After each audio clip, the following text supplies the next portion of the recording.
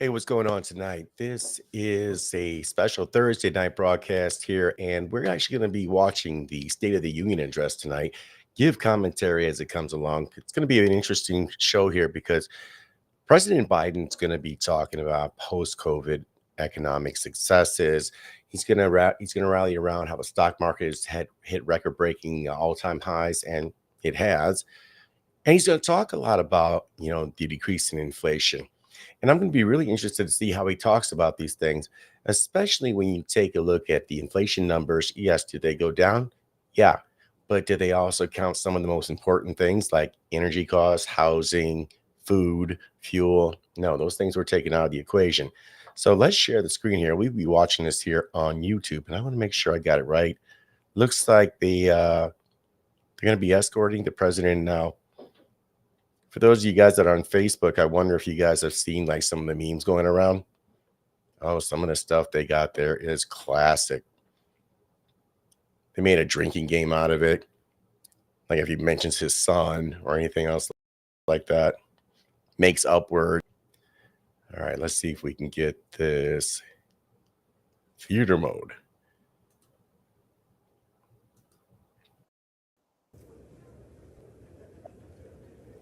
At the U.S. House Capitol. Yeah, let's get the chat out of there. We don't want that. And if you guys got any comments or anything like that, feel free to throw it up here in the chat.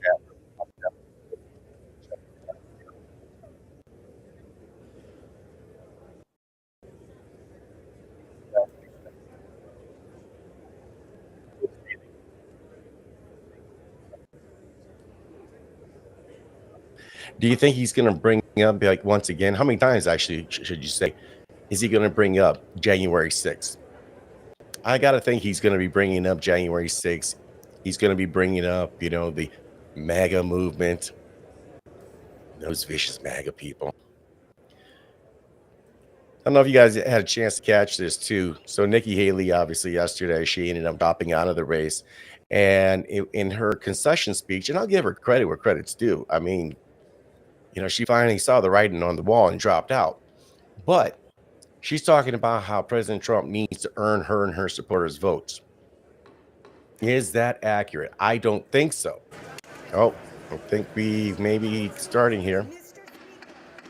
I think by virtue of winning the primary, that wins everybody's vote.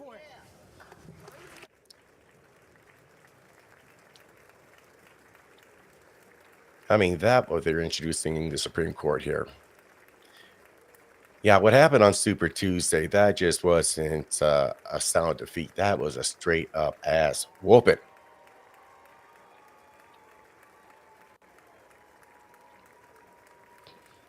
Yep. The members of the Supreme Court there, Sotomayor, Kavanaugh, all decked out in their finest gowns.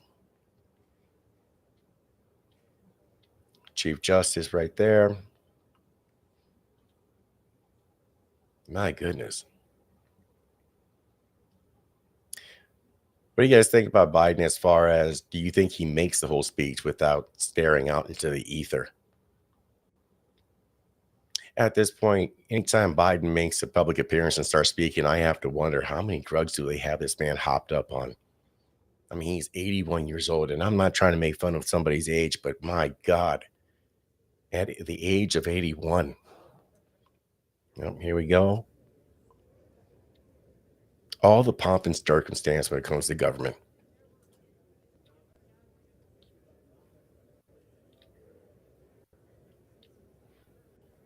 Hey, Joe, time to wake up. Go time. Showtime, guy. Come on now. You can do it. You'll be able to sniff somebody out there. Is that rude? Is that mean to say? Maybe it is. Maybe it is. And we are watching this footage here courtesy of the AP, Associated Press. We may have another guest on the show here. Might have Orlando come on a little later on if he has the opportunity to make it. And again, if you want to join into the live stream, just hit me up the DM, and I will send you the link here. By the way, earlier tonight, I was supposed to have an interview with David King, who's the conservative leaning individual running for Milwaukee mayor tonight. And we did have to switch things up because of the State of the Union address. We will be interviewing him next Thursday night, 8 p.m. Central Standard Time. And that'll be a live stream right there. We'll probably go for about an hour, hour and a half. And then on Monday, the 11th, I want to say about 5:30, I'm going to be talking with U.S. Senate candidate for the Republican primary, Stacey Klein. We were supposed to have a conversation last night, but she was a little under the weather. So, you're not feeling good. I get it, man. Especially in this day. Oh, shoot. Let's do that again. There we go. Let's switch this. Yep, that's it. Perfect. Perfect. All right. Yes, notifications. Apparently, earlier today, there was an article out there that From the Associated Press, this is the State of the Union address, live from the nation's capital. Welcome to the Associated Press's coverage of the State of the Union.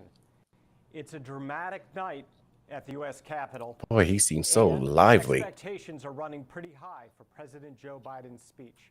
I'm Josh Boak with the AP. President Biden tonight faces a major moment in presidential stagecraft. He goes into the speech with 6 in 10 Americans, to AP. It's all about the economy. Saying that he lacks the mental capability to be president. This is a moment in an election year for Biden to prove himself. He has the chance to talk about money for Ukraine, aid to Gaza, the U.S. economy, and his vision for what a second term would be, and the differences between his agenda and those. And let's be honest here. The Biden administration are sending boots on the ground over to Gaza under the guise of some type of reconstruction. They've been shaking hands, hugs. There's been a few slaps in the shoulder. They are getting ready for the big show. Many women lawmakers are dressed in white for this moment. Don't forget, reproductive rights are going to be Their purity. President Biden's speech. And we see on the rostrum Speaker Johnson and Vice President Kamala Harris as they wait for President Biden to come. Now, President Biden is. For those of you guys that might be wondering, I'm just going to pause him for the moment. I've had somebody ask me, it's like, what do you always have in that red cup? And quite honestly, it's Diet Pepsi. I love me some Diet Pepsi. Never told to many Americans. Why is that? Well, Biden's going to say that under his presidency, he's added roughly 15 million jobs. Again, how does the president, Republican or Democrat, add jobs? Many Republicans will push back against that, saying those jobs were naturally going to come back as the economy recovered from the pandemic. Secondly, is going to point out the unemployment rate at 3.7%. That's a serious drop since when he took office. And he's also going to discuss inflation. Now, inflation is down at about 3.1%. Only when you take out food, energy, housing costs. 3.1% in the summer of 2022. And that really hurt the president. Have you seen how much a ribeye is out there today? At a grocery store like Piggly Wiggly? Housing and groceries. Damn near $20 for one steak. One. Many Americans are not satisfied by his economic leadership. Just 34% approve. So tonight is the opportunity. 34% of people with no economic or financial acumen or knowledge. To see things his way, as he believes the country is faring. It is a chance for him in an election year to go after his likely competitor in this year's election. His likely competitor, the man has over 1,000 delegates at this point. It's over. Now, according to aides, Biden is not going to say Trump's name. He's going to talk about his predecessor. He's going to talk about someone else who is similarly his age. Biden is 81. Trump is. He's going to make up a name. It'll be like, Rump. Contrast on what it means to govern responsibly, on what it means to have a sense of optimism about where the country is and where it could go. This is his chance to What I want to transform know Donald is Trump this sense of and optimism, reintroduce considering that we're on the look precipice of World War different. III, what's going on in Now, Republicans will Israel, then be asked to Gaza, follow with with what's House going on in Republican Ukraine, Britt and then Taiwan, delivering the GOP response. all around the world. According to excerpts from her, she's going to make inflation a major focus and just say that families are not earning enough to get by in an era of higher It's prices. because inflation is out of control, and it has been for Biden years. spent a lot of time working on this speech. He huddled with aides at Camp David, trying to figure out what the perfect tone would be, trying to show both his compassion and his drive. Aides are saying tonight will be a moment of high energy for the president because he needs Because 2 he will be years on to some convince the uppers, country the stuff you've never he seen deserves before. another 4 years. The event itself is one of tremendous spectacle. How many words do you Historically, think the State of the Biden's going to Union make has up? been big. Many You know, presidents Batacalf have care, them in true paper, Ananashama depression. submitting it to Congress Let's to be see. read. That began to change around 1923 when the first State of the Union was given as a radio address by Kennedy. By 1947, it expanded to TV with Harry Truman. And what we see now is a State of the Union address in which many people will be watching it over that, and not necessarily the entirety of it. They'll see it in clips, in bits, in memes. And that's why one of the elements to watch It's kind of funny now that he mentions it in memes. the totality of the speech, but the ability of President Biden That does to says generate something for our society as a whole, in the fact that things are communicated in memes, and this is where like the left's meme game is really, really weak, whereas a conservative meme game, it's pretty damn strong. I mean, you've seen the meme game from the left with the whole dark Brandon thing. It just doesn't work. But yeah, people do get their information, like the State of the Union. They're going to get talking points through like 10, 30-second, little short reels. Somebody's going to splice them together on TikTok or whatever. And then, of course, the meme games, just you give it about 30, I would say, I was going to say 30 seconds, but give it a little bit longer. Get 5 minutes into the speech, and the meme game's going to just be off the hook. Probably should open up a link to Reddit just to see that, but let's go back to here. That is being built with anticipation and anticipation and anticipation. One thing to look for tonight is also to see which applause lines resonate the most. The president, according to his age, This is kind of funny when they talk about applause lines. It's like WWE. Who's going to get heat? Who's going to get cheers? Who are the faces? Middle class, Who are the heels? union workers, senior citizens, children, and especially women. Why especially women? The guests tonight, Why? many of them are involved in the reproductive rights issue, whether that's IVF or abortion. And this is an intentional strategy by the White House because they've said they want to resume the protections in Roe versus Wade. As people know, the Supreme Court in 2022 overturned Roe versus Wade, allowing states to... So I'm going to go to a different screen real quick, and I want to show you something here. We're going to switch over tabs, and we're going to go right over here. Let's see, make sure that switches and translations properly. Yeah, this story came out earlier today. Democrats quietly nervous about Biden's performance at the State of the Union, believing he will make mistakes. Again, here's a man who just kind of says something right off the top of his head, stares blankly out into space, makes up words, And again, one of my favorites is true Ananashama depression. Don't know what the hell that is, but I'm sure the media will explain it.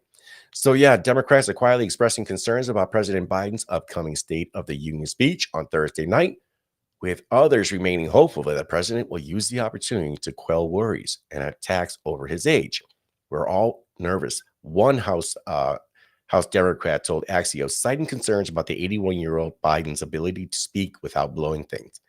Another House Democrat told the outlet that Biden was likely to make mistakes during his speech. Likely, again, the over-under. Listen, Donald Trump has made rhetorical slips, said the lawmaker. Biden is going to make rhetoric slips. I think the key is in his energy level. Good question. And not so much a question, definitely a statement, but the statement is, you want to talk about energy levels. Well, the question is what kind of energy levels does Biden have? He's like that cranky old man that yells at everybody, talking about get off my lawn. And those kids that are on somebody's lawn, it's actually across the street. What do we got here? I think, yep, they're bringing in Jill Biden here. But let's get back to the story. Democrat strategist Doug Sosnick told Axios that Biden's delivery, not just the words of the speech itself, will be critical. Given concerns about Biden's age, his delivery will be as important as his substance, he says. Other Democrats said they were confident about Biden's performance at one of the most important political events of a president's term, pointing to his spry showing at last year's address. He owned the Republicans when they tried to heckle him, said Representative Ted Lieu of Democratic out of California, adding that Biden will do an outstanding job. See, to me, this is just not intellectually honest, because if you remember back last year during State of the Union address, it wasn't an owning. See, this is that tribalism that's up here. But let's switch on back here to the introductions. Get back here, get some audio. Treasury Secretary Janet Yellen. Behind them is Defense Secretary Lloyd Austin, and then Attorney General Merrick. Damn you, Janet Yellen. Get with the SEC and approve that Ethereum ETF. You did it for Bitcoin, you could do it for Ethereum. Some of you might remember Defense Secretary Lloyd Austin recently had surgery for cancer, but did not inform the White House of that, something that caused tremendous consternation. It's kind of an important thing. Members of Congress, but we're not seeing any residual frustration or anger as he walked down the aisle tonight. As we sit here on pins and needles, waiting for them to wake up Joe. In all seriousness, his age, Cabinet members are making their way down. his age is certainly a concern. And Warm greens, particularly from the Democrats. when I say that, I mean, like when you're in 70s, 80s, you have fewer days ahead of you than you do behind you. And at 81, granted, none of us are guaranteed to wake up, but the probability of you waking up at that age the next day generally tends to be pretty low. Transportation Secretary and Energy Secretary Jennifer Granholm coming down as well. Buttigieg, of course, ran for president against Biden in 2020. Oh, Pete. And managed to win the Iowa Skeet caucus. Buttigieg. And then behind Granholm, Keeps it low profile, don't say nothing. that is Alejandro Mayorkas, the Secretary of DHS. He was recently the subject of an I was gonna say, didn't they? effort Yeah. by the House. The House took two efforts in order to impeach him, and that means Mayorkas' trial could go before the Senate. Behind Mayorkas is the White House chief. It's probably DOA once it gets to the Senate. There's no way they're going to get 66 votes. For tonight, saying that Biden is going to come out with a sense of passion. Near Zients is the Veterans Affairs Secretary, Dennis McDonough, who had been the chief of So I wonder if they're going to, let's do something here. So I wonder if the, we got them on the right too, the ones that said there was like a firefight in Brazil over some German servers and some other crazy nonsense. I wonder if like Biden's going to come out and he does like an okay job, a mid to piss poor level of a job, and somebody's going to claim that's like a body double. Because you had those accusations over the last few years that it was a clone, it was a body double. I'm like, damn, this is better than a comic book. Continues to negotiate with Congress over issues. Let's continue here.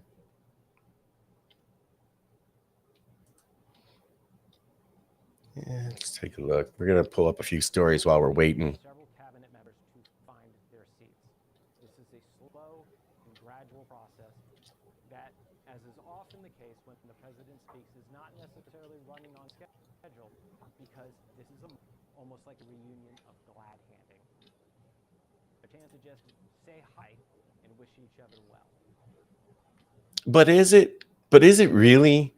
I mean, these people see each other all the time. Do you need to go attend a speech and it's like, oh no, yeah, I wish you well. You ever listen to the rhetoric from the left? On the screen, you can see West Virginia Senator Joe Manchin. Manchin's been one of the major players during Biden's tenure.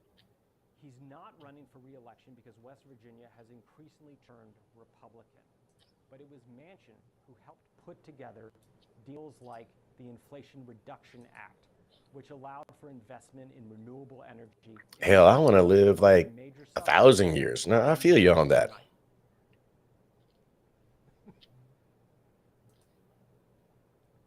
He's blocked on screen ever so slightly, but there is Utah Senator. Looks like the old folks home. Who is talking to Manchin. Romney is also not seeking re-election. Thank God for small favors.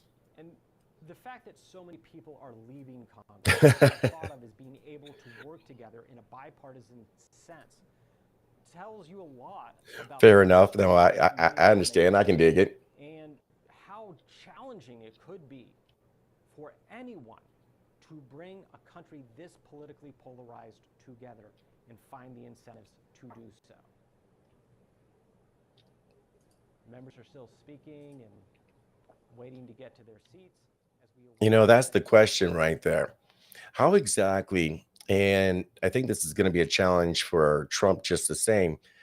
How does whoever wins, Trump, Biden, how are they going to unify the country? I mean, short of, and I don't even think going to war, no war would necessarily do that, because no matter what happens, whoever wins this election, the other side is not going to accept it. The left didn't accept when Trump won in 2016. The right didn't accept when Biden won in 2020. Delivered a State of the Union that was more than 30,000 words, but since he recently lost the election, he didn't bother to speak. Let's go back here. Yeah, about damn time. All right, there you go. Here comes President Biden. He's had a Geritol. They gave him the smoothie. Here comes the man that's been bathed down in Ben Gay and mothballs. That's right, Joe. From Democrats in the chamber. Speaker Johnson is also standing up there and applauding for the president as he very slowly makes his way down the aisle as he greets members.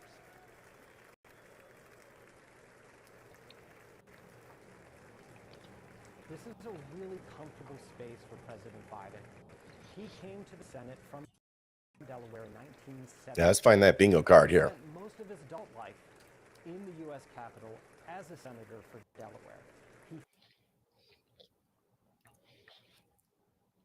And if you guys see this bingo card up here, make it out, do a screenshot, figure out when he's going to do things like, say, you know, inappropriate yelling, talks about AR-15s, talks about Ultra Mega. That's fun. I'm waiting for Corn Pop to pop back up on the scene. But all right, let's get back to them strolling on down. Senator, he delivered the Democratic response to Ronald Reagan's State of the Union. It was a very unique response in that Biden did so without his suit jacket on and standing up in his office. He had his aides working behind him as he spoke, and he literally did a walk and talk like what you would see in the TV show The West Wing decades later.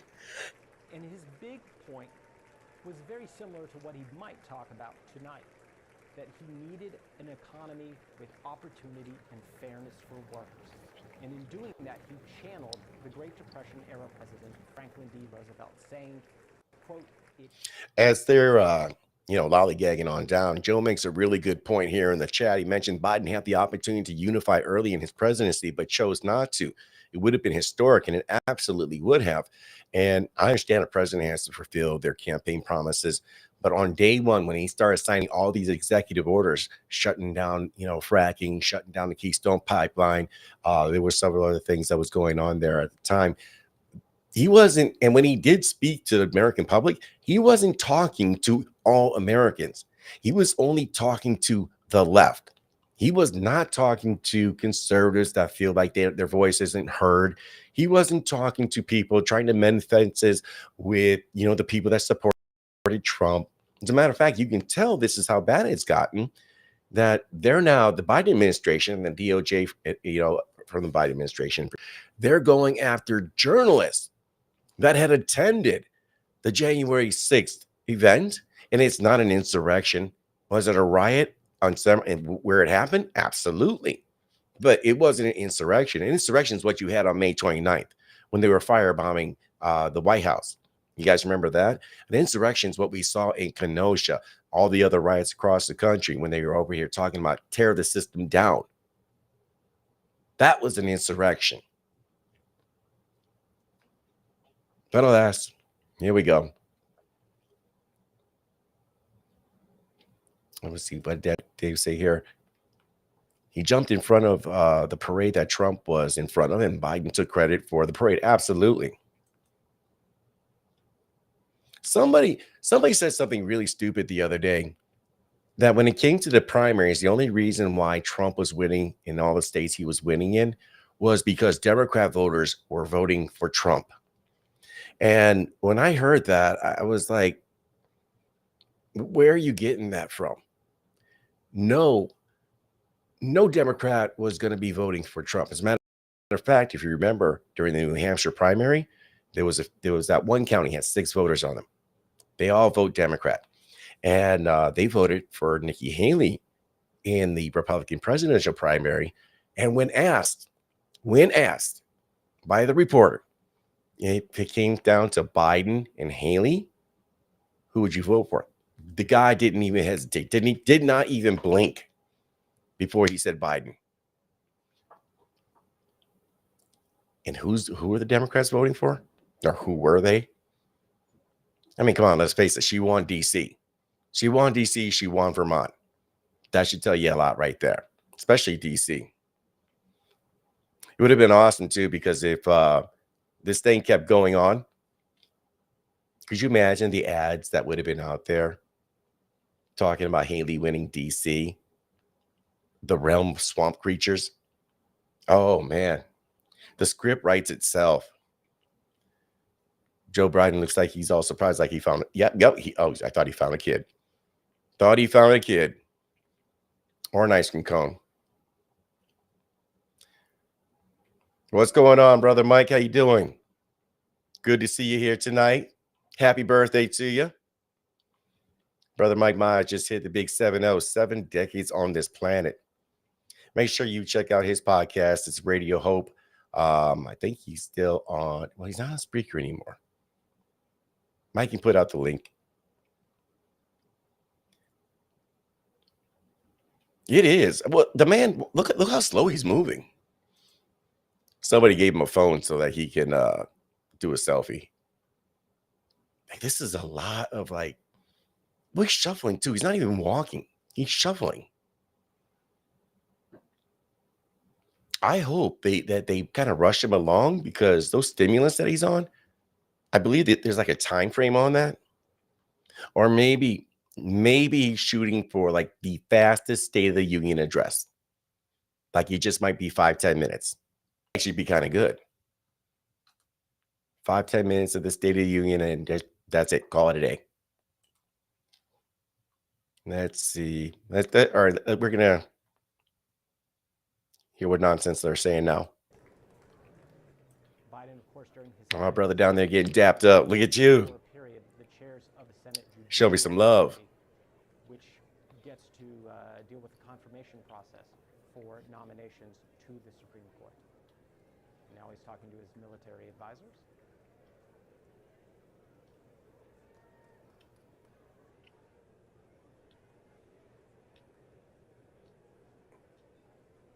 Nancy Pelosi with some recent plastic surgery after making all those gains from her insider trading. Apparently, a lot of these people in DC have sold off a ton of stock lately. And not just the people in DC. Apparently, Bezos dropped off a ton of it. Kind of makes you wonder what they got going on. What do they know that we don't? Again, Biden is taking his time. This is his chance to show how presidential he can be. No, you don't have to behave. And by the way, Biden taking his time. I love it because the mainstream media just tries to prop this guy up, making excuses. Oh, he's taking his time to show how presidential he can be. No, he's taking his time because, like, he can't move that fast. You can see him right now. He just greeted Vermont Senator Bernie Sanders, who he ran against in the 2020 Sanders is Georgia's Senator Ralph Yeah. And as funny as that might be, if he loses it on stage, I would, And with that, that would be pretty coming to the embarrassing. I mean, it's bad enough. We're bringing Orlando Owens on here. What's going on, Orlando? Joe Biden just took about a half hour to get up on stage. There's going to be Kamala Harris in the background with the strings to operate him like a marionette.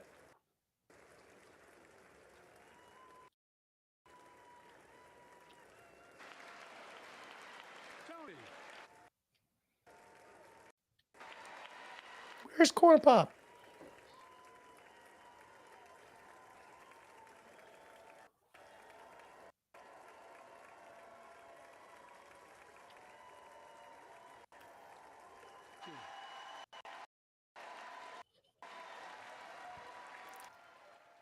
How long do you think the speech lasts there, Orlando? And how many gaps are we looking at?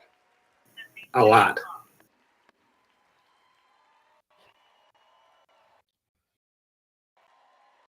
There's Hunter Biden, and if there's any cocaine in the White House,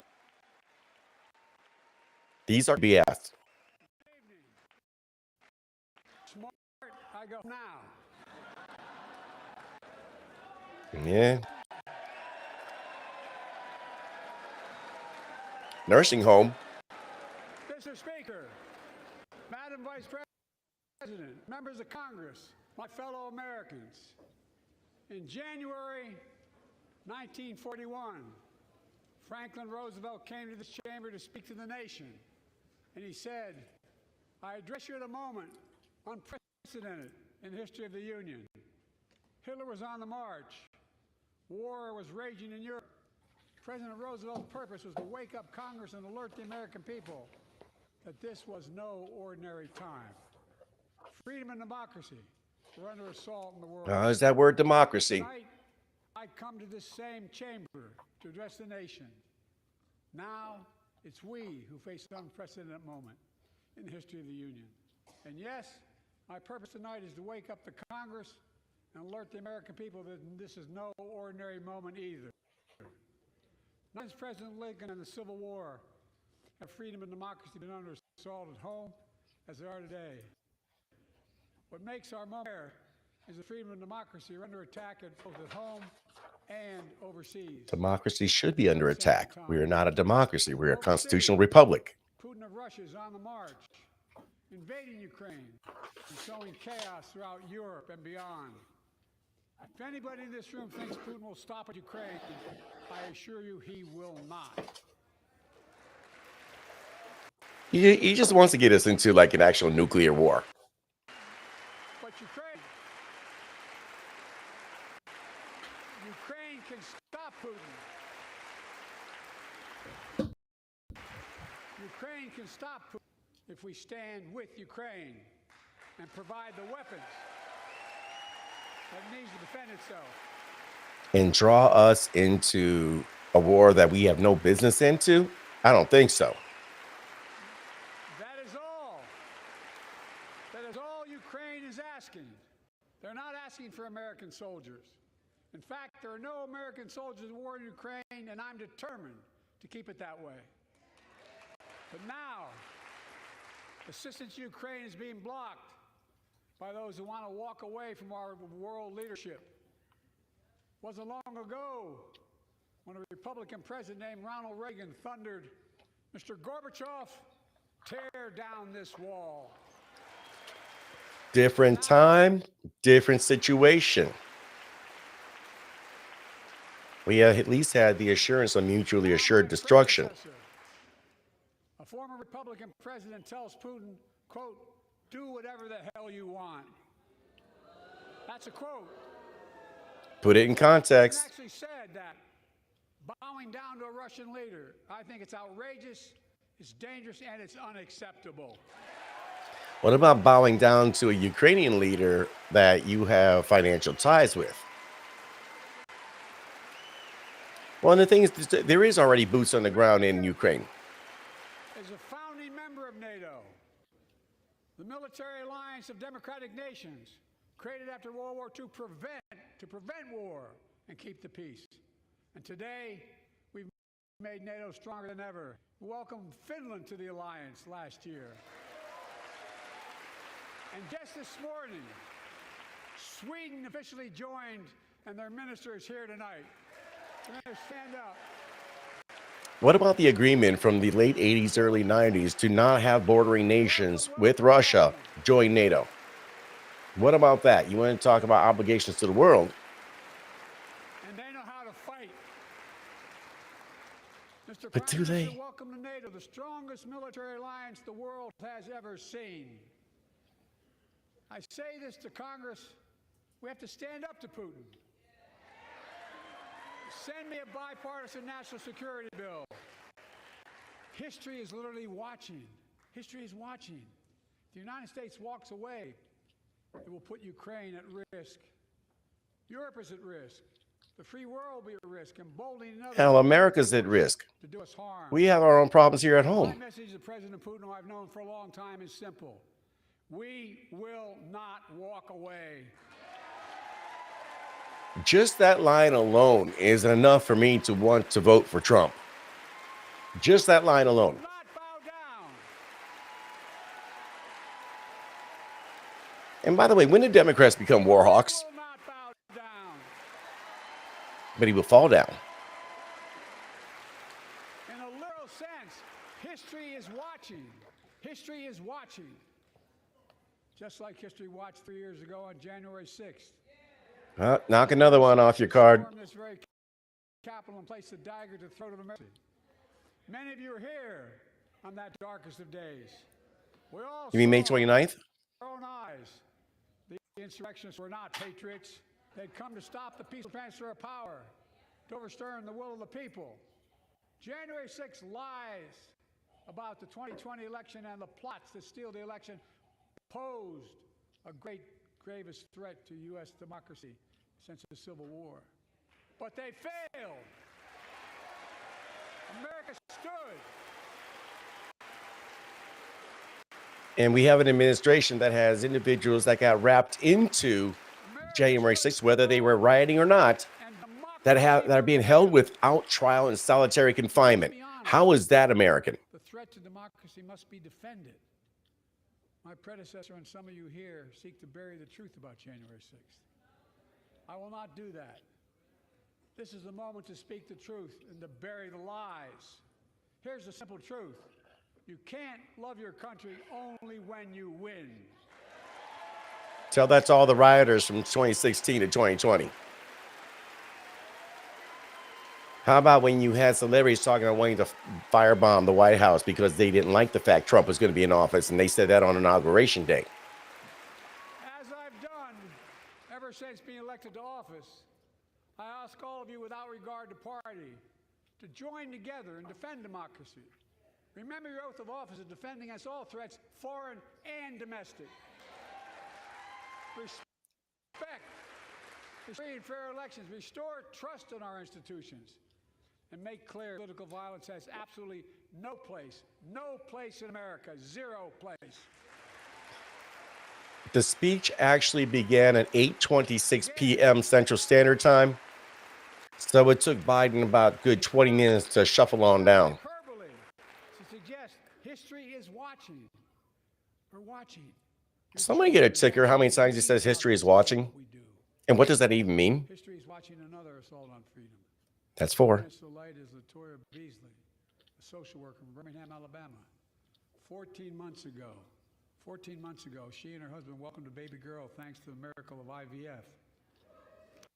She scheduled treatments to have that child, but the Alabama Supreme Court shut down IVF treatments across the state, unleashed by a Supreme Court decision overturning Roe v. Wade. She was told her dream would have to wait. What her family had got through should never have happened. Unless Congress acts, it could happen again. So tonight, let's stand up for families like hers. To my friends across the aisle, don't keep this waiting any longer. Guarantee the right to AVF. Guarantee it nationwide. All right. I mean, I don't have a problem with IVF, but now they're tying in IVF with abortion as so-called women's health care. Like most Americans, Americans, I believe Roe v. Wade got it right. Roe v. Wade? I thank Vice Harris for being an incredible leader, defending reproductive freedom, and so much more. Has Kamala Harris strung together a sentence without that, like, hyena-like cackle? Serious question. Came to office determined to see Roe v. Wade overturned. He's the reason it was overturned, and he brags about it. Look at the chaos that has resulted. Joining us tonight is Kate Cox, the wife and mother from Dallas. She's become pregnant again and had a fetus of a fatal condition. Her doctor told Kate that her own life and her ability to have children in the future were at There you risk go. if she didn't act. Because Texas law banned her ability to act, Kate and her husband had to leave the state to get what she needed. What her family got through should have never happened. I'm gonna call BS on that. I'm gonna call BS on that only because if there is an issue where the mother's life is legitimately at risk, they have something called a DNC, which could remove the child. I mean, it's essentially abortion, yes, but you have to make a choice. My predecessor are promising to pass a national ban on reproductive freedom. My God, what freedom else would you take away? Look, it's a decision to overturn Roe v. Wade. The Supreme Court majority wrote the following. And with all It should be a respect, state right issue. women are not without electoral power. Electoral or political power. You're about to realize just how right about that. Notice Biden looking all down like he's like super villain. That was an evil looking face. Clearly, those bragging about overturning Roe v. Wade have no clue about the power of women. But they found out when reproductive freedom was on the ballot. We won in 2022 and 2020, and we'll win again in 2024. Interesting. I think the abortion issue was certainly more of an issue than a lot of us gave it credit for, but that was 22. 24 is going to be something very different. Sending a Congress that supports the right to choose, I promise you, I'll restore Roe v. Wade as the law of the land again. Again, it was stricken down as being unconstitutional. The states' right issue there, buddy. Folks, America cannot go back. I'm here tonight to show what I believe is the way forward, because I know how far we come. 4 years ago next week, before I came to office, the country... Do you see the face of the speaker? Oh, yeah. Record losses. Remember the spikes in crime, the raging virus that took more than 1 million American lives, of loved ones, millions left behind. A mental health crisis of isolation and loneliness. You mean the mental health crisis that was exacerbated by the governors at various states that shut down schools, churches? That's unforgivable. You're right, it is unforgivable. Determined to get us through one of the toughest periods in the nation's history. We have. It doesn't make news, but in 1,000 cities and towns, the American people are writing the greatest comeback story never told.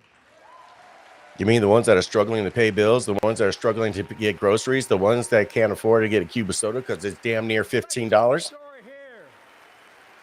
Tell it here and now. America's comeback is building the future of American possibilities. Building an economy from the middle out and the bottom up, not the top down. Investing in all America. I never got a job from a poor person, just saying. Making sure everyone has a fair shot. We leave no one behind. The pandemic no longer controls our lives. The vaccine that saved us from COVID are now being used to beat cancer, turning setback into comeback. That's what America does. I don't know. That's what America does. That vaccine kind of sus. You see the report that's linked the COVID vaccines with heart irregularities? On the brink. Now our economy is literally the envy of the world. 15 million new jobs in just 3 years, a record. Unemployment at 50-year lows. Yeah, because if somebody has even 2 hours working at a part-time job, you take them off that. Each one is a literal act of hope.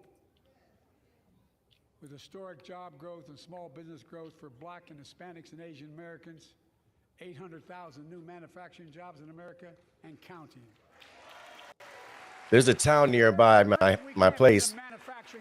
It's a Del Monte canning facility, and 90 people as of this week have lost their job because they shut down that plant.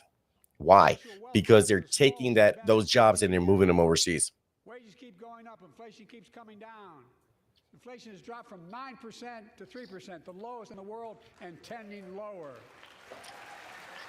Have you been to McDonald's lately? Have you been to Five Guys? Get yourself a meal. It's $20. And now, instead of importing foreign products and exporting American jobs, we're exporting American products and creating American jobs. Right here in America, where they belong. What jobs are those? Because I can tell you it ain't manufacturing. I can tell you it's not in canning. I can tell you it's not blue-collar jobs. But the American people are beginning to feel it. Consumer studies show consumer confidence is soaring. Buy America has been the law of the land since the 1930s. Past administrations, including my predecessor, including some Democrats as well in the past, failed to buy American. Not anymore. On my watch, federal projects that you fund, like helping build American roads, bridges, and highways, will be made with American products and built by American workers. You know, that would be nice if it actually happened. Creating good paying America.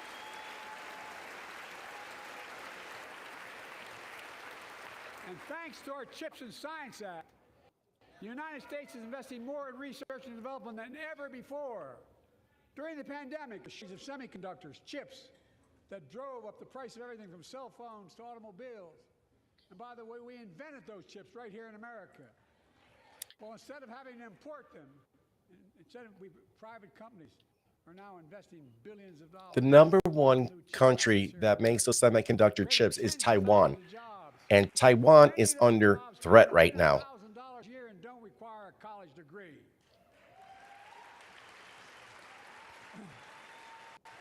You can tell Joe's starting to lose it at this point. In fact, my policies have attracted $650 billion in private sector investment in clean energy, advanced manufacturing, creating tens of thousands of jobs here in America.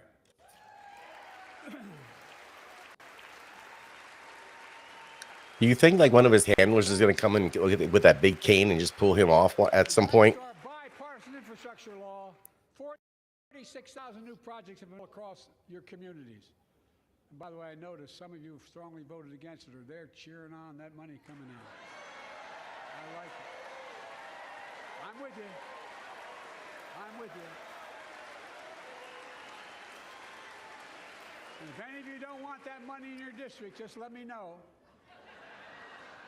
Modernize our roads and bridges, ports and airports, public transit system. Yeah, that medicine is starting to wear off. Poisonous lead pipes so every child can drink clean water without risk of brain damage. So my question is, for the places that have lead pipe issues, why aren't they using their money to replace those things? They got public structure, or they got public works that are local to them. Suburban, or rural communities in red states and blue states.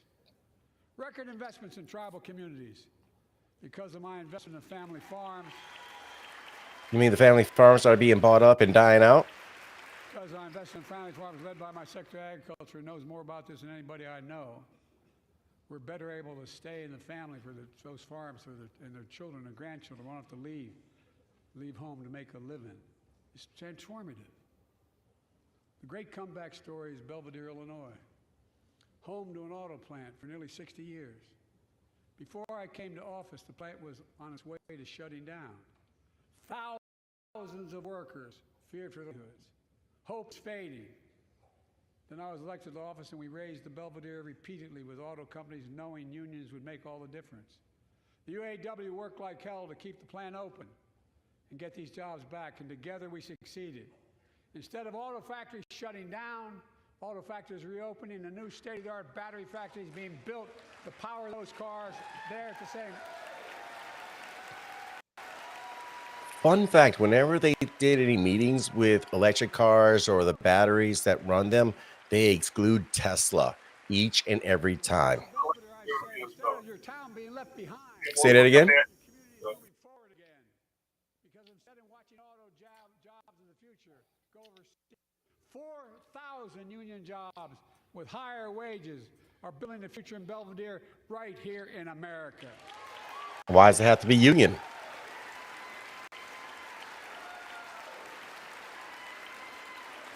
Chuck Schumer still looks like a supervillain. Like, seriously.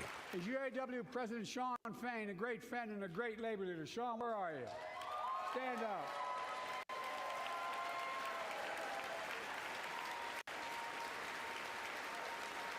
And Dawn. Union. That's code for legalized mafia. A third generation worker, UAW worker at Belvedere. Shawn, I was proud to be the first president to stand on the picket line. And today, Dawn has a good job in her hometown, providing stability for her family and pride and dignity as well. Showing once again, Wall Street didn't build America. They're not bad guys. They didn't build it, though. The middle class built the country, and unions built the middle class. Oh, this guy's too much. It was the entrepreneurs. It was the people that invested their time and capital and risk, everything that they had. The American people. When America gets knocked down, we get back up. The unions are simply parasites on the entrepreneurs. We keep going. That's America.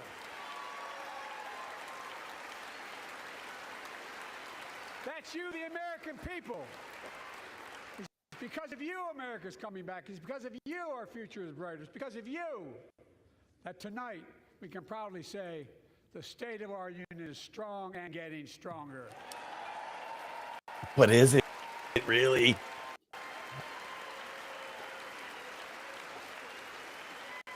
We're seen as a joke around the world. Our economy's collapsing. The BRICS nations are on a rise. The dollar's falling to shit.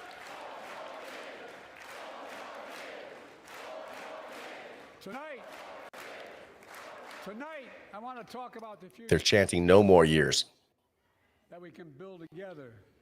A future where the days of trickle-down economics are over, and the wealthy and the biggest corporations no longer get all the tax breaks.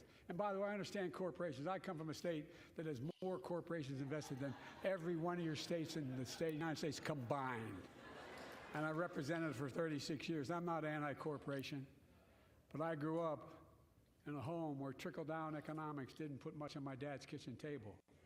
That's why I determined to turn things around so middle class does well. When they do well, the poor are way up and the wealthy still do very well. We all do well. And there's more to do to make sure you're feeling the benefits of all we're doing. Or keep. Americans pay more for prescription drugs than anywhere in the world. It's wrong, and I'm ending it. But let's be honest, too.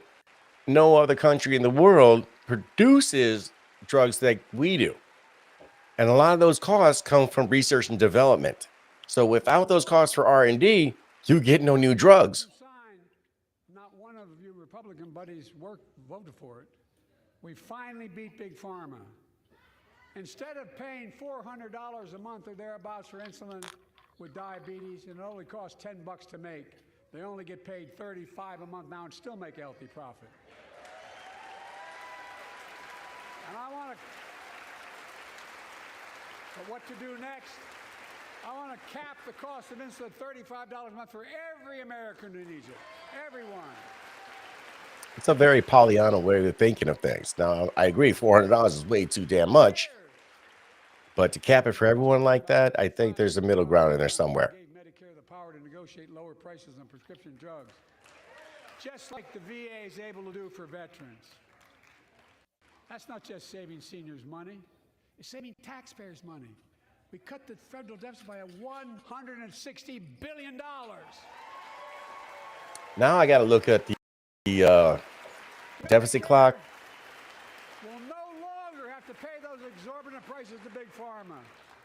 This year, Medicare is negotiating lower prices for some of the costliest drugs on the market. to treat everything from heart disease to arthritis. It's now time to go further and give Medicare the power to negotiate lower prices for 500 different drugs over the next decade. And I'm going to look this here. They're making a lot of money, guys. And they'll still be extremely profitable. Will not only save lives, it will save taxpayers another $200 billion. Starting next year, the same law caps total prescription drug costs for seniors on Medicare at $2,000 a year, even for expensive cancer drugs that cost $10,000, $12,000, $15,000. Now I want to cap prescription drug costs at $2,000 a year for everyone. I'm taking a look here at the U.S. It's the U.S. debt clock. We are $34 trillion in debt. That's $102,000 per citizen. And how exactly you drop, bringing things down? Bring your prescription with you, and I promise you I'll get it for you for 40% the cost you're paying now. Same company, same drug, same place. Folks, the Affordable Care Act, the old Obamacare, it's still a very big deal. Which they passed in the dead of night on Christmas Eve, if I recall correctly. I love it how people can go get, their free health care and all that other stuff. Meanwhile, I got to pay well over $1,000 a month. And I still have a copay. Can no longer be denied health insurance because of pre-existing condition. Well, my predecessor, What kind of condition? in this chamber, want to take this prescription drug away by repealing Affordable Care Act. I'm not going to let that happen. You won't have a say here in about a little less than a year there, son. 50 times before it will stop you again. In fact, I'm not opening it, I'm expanding it. We enacted tax credits of $800 per person per year, reduce health care costs for millions of working families. That tax credit expires next year. I want to make that savings permanent. You notice how if you have to pay for your own health care, it goes up every single year. Again, where's the savings? Women are more than half our population, but research on women's health has always been underfunded. That's why we're launching the first ever White House initiative on women's health research, led by Jill, doing an incredible job as First Lady.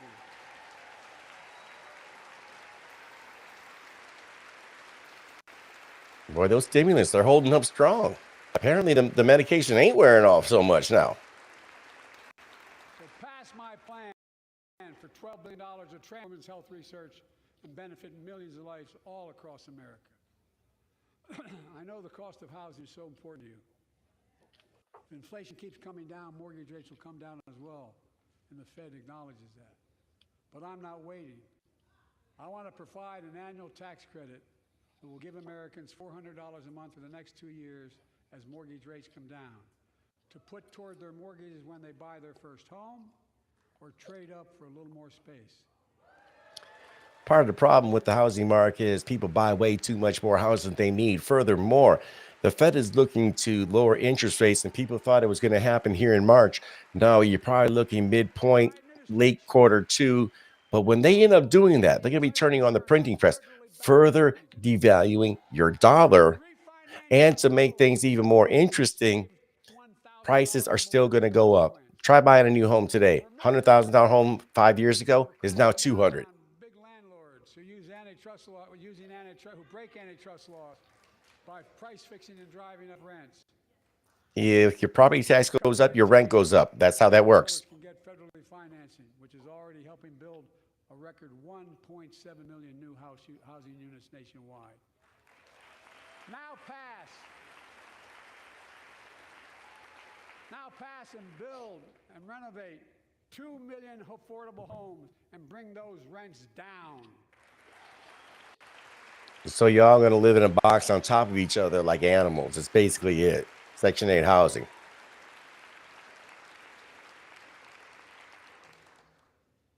To remain the strongest economy in the world, we need to have the best education system in the world. Shut down the DOE. And I suspect all of you want to give every child, a good start by providing access to preschool for 3 and 4. You know, See, every time I hear somebody on the left talk about, access to preschool, pre-K, 3K, anything else like that, to me, that's like that children coming it from is to get your children into the system so they can be indoctrinated sooner rather than later. Because again, these are people that do not believe that you as a parent should be the final say and arbiter of what your children are taught and nearly 50% more have consent from. high school go on to earn a 2 and 4 year degree, no matter what their background is. They see themselves as the parent, not you.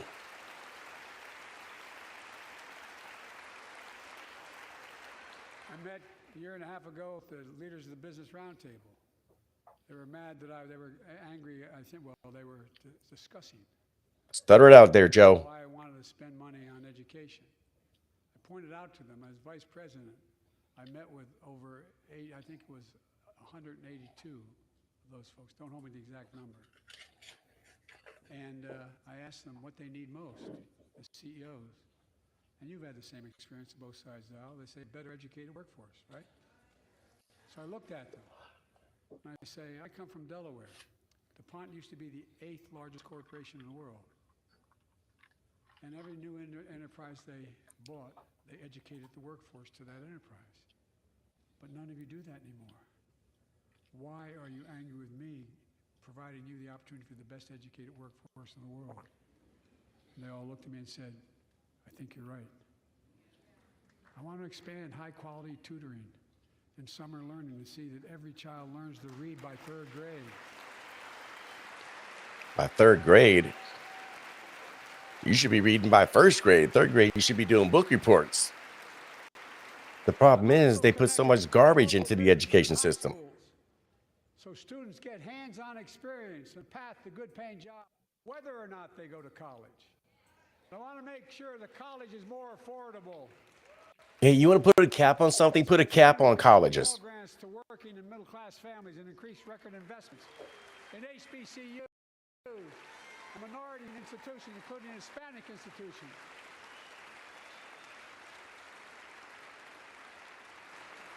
How about do away with, universally just changed the way in which we did Section 4 funding? I fixed 2 student loan programs that already existed to reduce the burden of student debt for nearly 4 million Americans, including nurses, firefighters, and others in public service. Like Keenan Jones, a public educator from Minnesota, who's here with us tonight. Keenan, where are you? Keenan, thank you. He's educated hundreds of students so they can go to college. Now he's able to help, after debt forgiveness, get his own daughter to college. I think it'd be nice too if all the colleges and universities, they get rid of a lot of the useless programs, useless prerequisites, and actually teach what they need to teach. Why do I need to sit there and take a class on diversity and equity inclusion? Why do I need to take a class on Spanish too when I'm trying to be a lawyer or an engineer? How about you just give me those classes?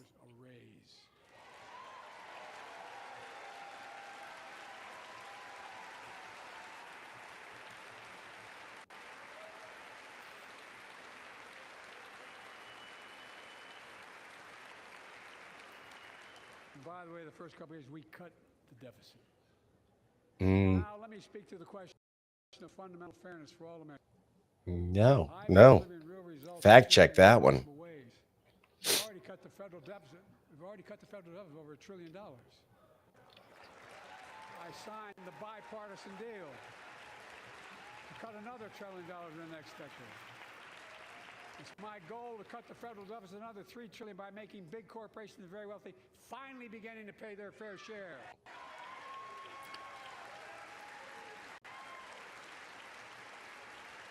I don't smoke weed, but as I listen to President Biden talk about the economy, God, I wish I had a doobie here. Because I blaze that one up right now, because that's the only way I can actually listen to that and not be upset.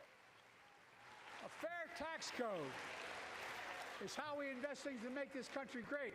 Healthcare, education, defense, and so much more. But here's the deal. the last administration enacted a $2 trillion tax cut, overwhelmingly benefit the top 1%. Which created jobs. The biggest corporations. Which created jobs. And exploded the federal deficit. They added more to the national debt than any presidential term in American history. That's only true because of COVID. Folks at home, does anybody really think the tax code is fair? Absolutely. Do you Absolutely. really think the wealthy and big corporations need another $2 trillion tax break? If they'll expand their operations, absolutely. I'm going to keep Yep. fighting like hell to make it fair. Under my plan, nobody earning less than $400,000 a year will pay additional penny in federal taxes. Nobody. Not This is one why. penny. And they haven't yet. It's In it's fact, deceptive to the financially illiterate. the tax credit I passed during the pandemic cut taxes for millions of working families and cut child poverty in half. What about all the ads out there about starving kids? No child should go hungry in this country. They going hungry when your loaf of bread costs $3. Tax code fair is to make big corporations, the very wealthy, begin to pay their fair share. What is fair share? Somebody define that. 55 of the biggest companies in America made $40 billion and paid zero in federal income tax. Zero. Because they don't have income. Thanks to the law I wrote and we signed, big companies have to pay a minimum of 15%. But that's still less than working people pay in federal taxes. It's time to raise corporate minimum tax to at least 21%. But what about the taxes they pay for everything else? Elon Musk, he wrote a check a couple years ago, So more than every big anybody corporation together finally paid. begins to pay their fair share.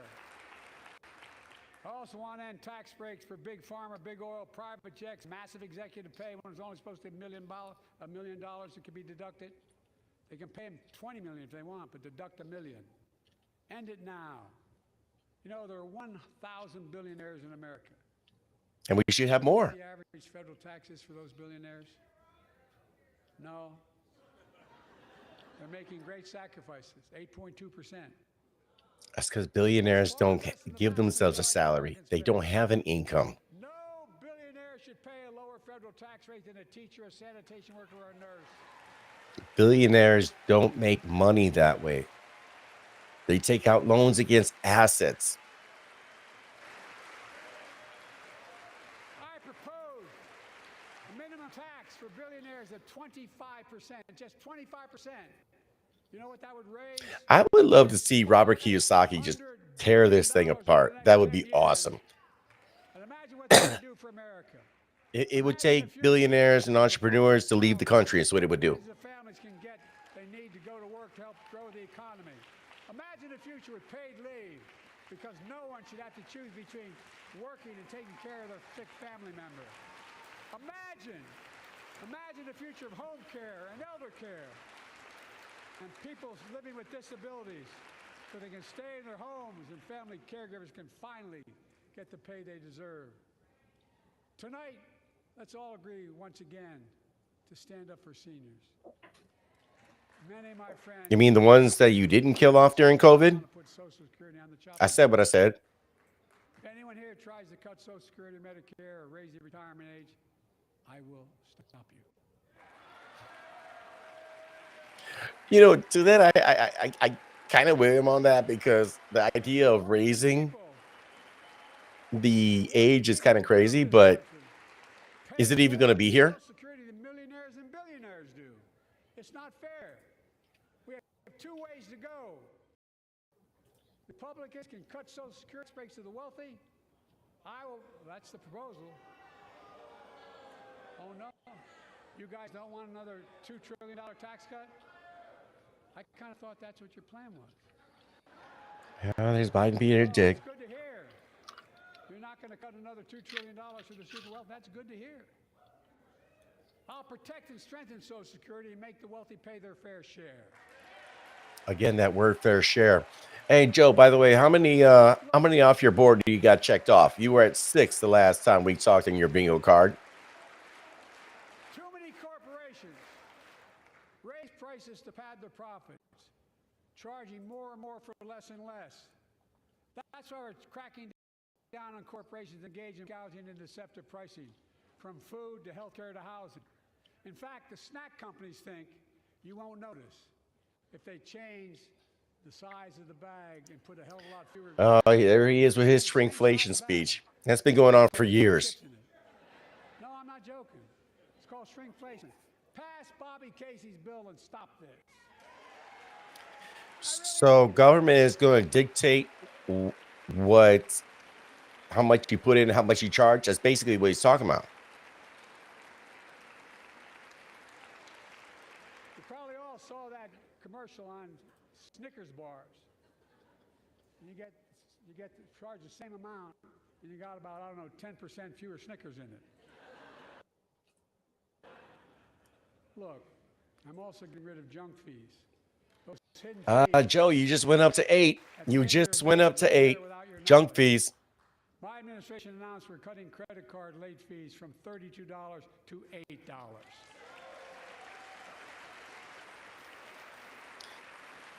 Banks and credit card companies are allowed to charge what it costs them to instigate the collection.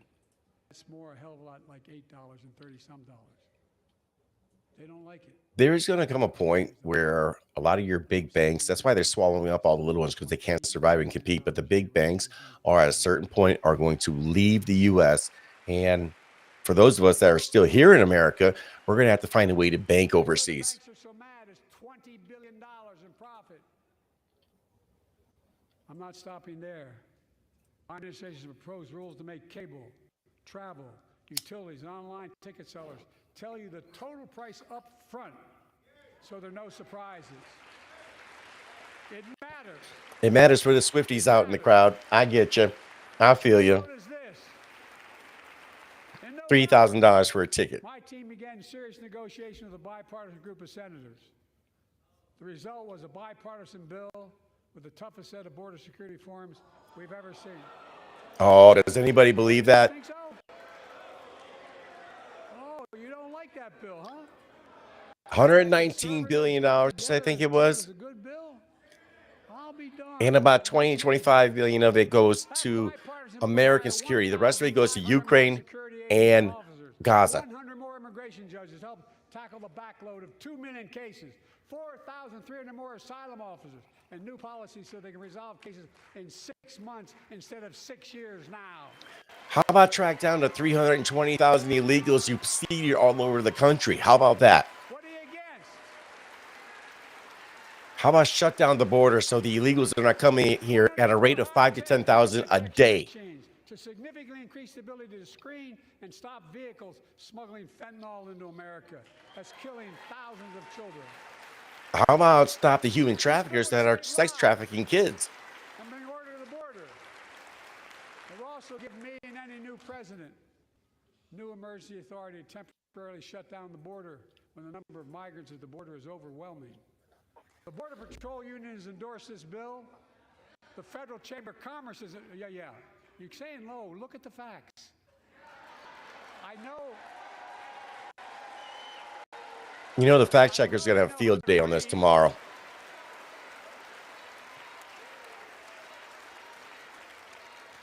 I believe that given the opportunity, We all will. the majority in the House and Senate Oh, yeah. endorse the bill as well, the majority right now.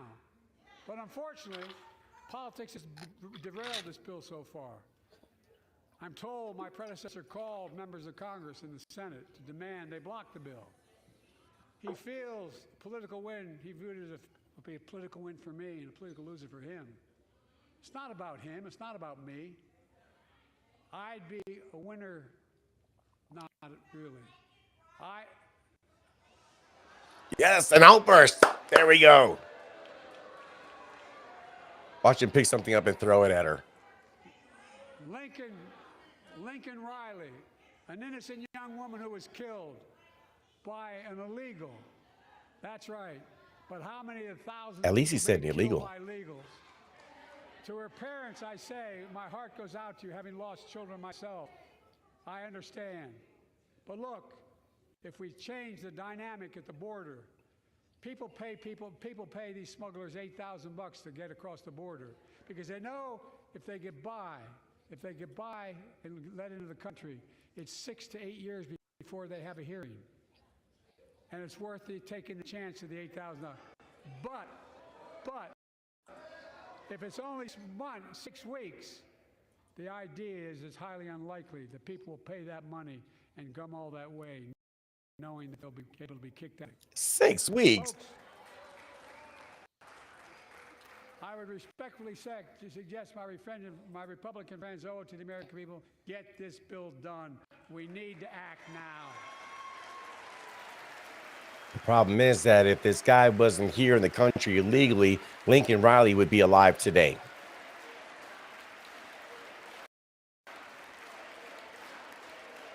And if my predecessor is watching, instead of paying politics, especially members of Congress to block the bill, join me in telling the Congress to pass it. We can do it together, but that's what he apparently here's what he will not do. I will not demonize immigrants saying they are poison in the blood of our country. I will not separate families. I will not. This idea about separating families is such nonsense. Unlike my predecessor on my first day in office, I introduced a comprehensive bill to fix our immigration system. Take a look at it. It has all these and more. Secure the border. Provide a pathway to citizenship for dreamers. And so much more. But unlike my predecessor, I know who we are as Americans. We're the only nation in the world with a heart and soul that draws from old and new. Home to Native Americans and ancestors have been here for thousands of years. Home to people of from every place on earth. They came freely. Some came in chains. Some came when famine struck, like my ancestral family in Ireland. Some to flee persecution. Chase dreams that are impossible anywhere but here in America. That's America. And we all come from somewhere. Something's getting to him. We're all Americans. Yeah, but if you come here illegally, you are not an American. Exactly. We have a simple choice. We can fight about fixing the border, or we can fix it. President Trump said that all along, and you people fought against him tooth and nail. The border bill now. What are you saying? President, he's talking about sending a border bill. You can fight against, send me a border bill now. And it's like, wait, Trump gave you the solution. Happened 59 years ago today in Selma, Alabama. Hundreds of foot soldiers for justice marched across the Edmund Pettus Bridge, named after the Grand Dragon of the Ku Klux Klan. Which he probably knew. Claimed their fundamental right to vote. They were beaten. They were bloody and left for dead. Our late friend and former colleague, John Lewis, was on that march. We miss him.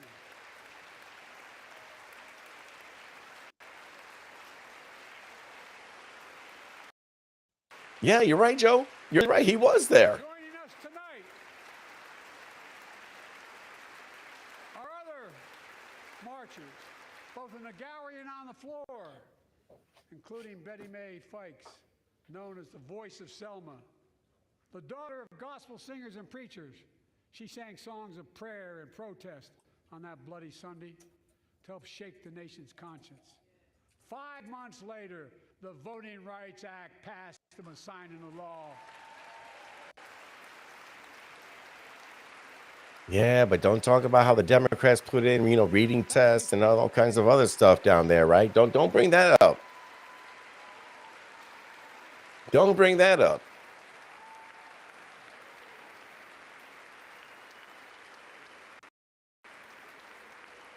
But 59 years later, there are forces taking us back in time. Voter suppression, election subversion. Is he going to talk about putting somebody back in chains? He's about to say it. John Lewis was a great When he was talking about extreme gerrymandering, hell, look at Wisconsin. Look what happened here. And all the heroes that marched with him, then it's time to do more than talk. Pass the Freedom to Vote Act, the John Lewis Voting Right Act. How about show your ID to prove who you are? It's not that hard. You can't cash a check without an ID. And Stop denying another core value of America, our diversity across American life. Banning books, it's wrong. Instead of erasing history, let's make history. So he's okay with books about diddling kids. Pass the Equality Act. He's okay with books And my message to that teenagers tell and kids how to Americans, hook up with other dudes on Grindr. That's what he's saying. I can translate just like the mainstream media can for too. workers' rights. Raise the federal minimum wage because every worker has a right to a decent living more than $7 an hour. But do they? I mean, if you don't have the skill, what do you bring to the table? Also making history by confronting climate crisis, not denying it. I don't think any of you think there's no longer a climate crisis. At least I hope you don't. I'm taking the most significant action ever on climate in the history of the world. I'm cutting our carbon emissions in half by 2030, creating tens of thousands of clean energy jobs like the IBW workers building and installing 500,000 electric vehicle charging stations. So how many kids are going to die in the cobalt mines getting your batteries for electric cars? Just asking the question. Taking action on environmental justice, fence line communities smothered by the legacy of pollution. In pattern after the Peace Corps and AmeriCorps, I launched the Climate Corps to put 20 Oh my God. people to work in the forefront of our The Climate Corps? future. I'll triple that number in a decade. Joe, it's time to go back to the nursing home, son. How much you want to bet Joe was in bed like all day sleeping and everything? State the obvious. He just woke up like an hour and a half ago. Deserve the freedom to be safe. And America is safer today than when I took office. Ask the people in New York subway trains that are now where Kathy Hochul, governor there. 30% they went up. The biggest increase in history. It was then. What is this guy yelling? Rescue plan, which every American voted against, I might add. We made the largest investment. Anyway, New York governor is bringing in the National Guard to defend the subways in New York because of the violence. Fell to one of its lowest levels in more than 50 years. But we have more to do. We have to help cities invest in more community police officers, more mental health workers, more community violence intervention.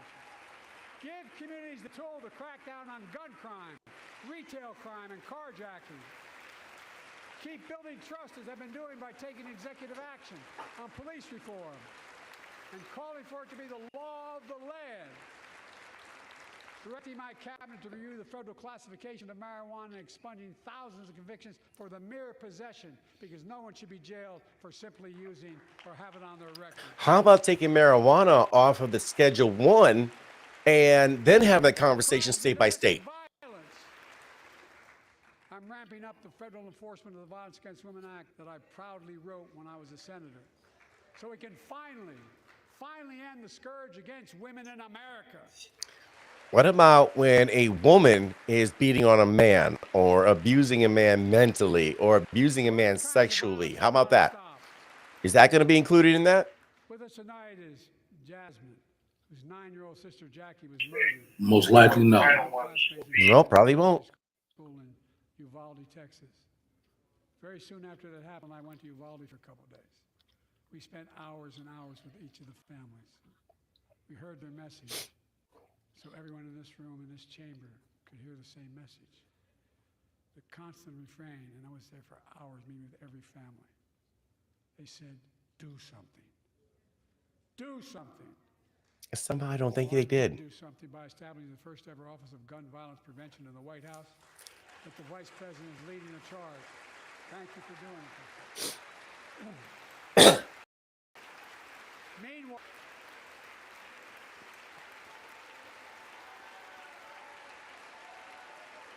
now comes the anti-2A speech here. Watch. My predecessor told the NRA he's proud he did nothing on guns when he was president. After another shooting in Iowa recently, he said, when asked what to do about it, he said, just get over it. There's his quote, just get over it. I'd like to see that quote. Stop it.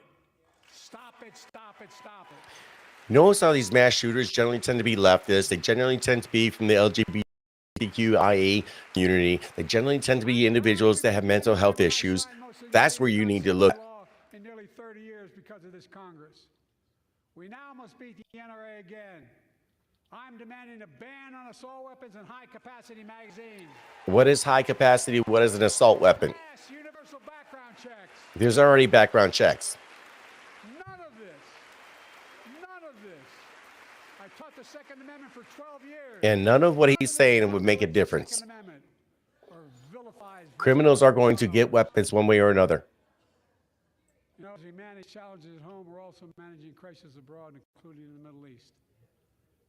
I know the last 5 months have been gut-wrenching for so many people, for the Israeli people, for the Palestinian people, and so many here in America. This crisis began on October 7th with a massacre by a terrorist group called Hamas, as you all know. 1,200 innocent people, women and girls, men and boys, slaughtered after enduring sexual violence. The deadliest day for the Jewish people since the Holocaust. And 250 hostages taken. Here in this chamber tonight are families whose loved ones are still being held by Hamas. I pledge to all the families that we will not rest until we bring every one of your loved ones home. We also... I would love to see that. Absolutely. Absolutely. We would love to see that. By the way, Joe Biden has gone on for an hour so far. We will also work around the clock to bring home Evan and Paul, Americans being unjustly detained by the Russians and others around the world. Israel has the right to go after Hamas. Hamas ended this conflict by releasing hostages, laying down arms, could end it by releasing the hostages, laying down arms, and surrendering those responsible for October 7th. But Israel has Israel has a added burden because Hamas hides and operates among the civilian population like cowards under hospitals, daycare centers. His commentary right now, while I don't disagree with it, is going to cost him a lot of votes from the Arab community. Look what happened in Michigan when they voted, essentially against him. And what was it? It was Joe Biden, and it was like no candidate. They chose no candidate. Has taken a greater toll on innocent civilians than all previous wars in Gaza combined. More than 30,000 Palestinians have been killed, most of whom are not Hamas.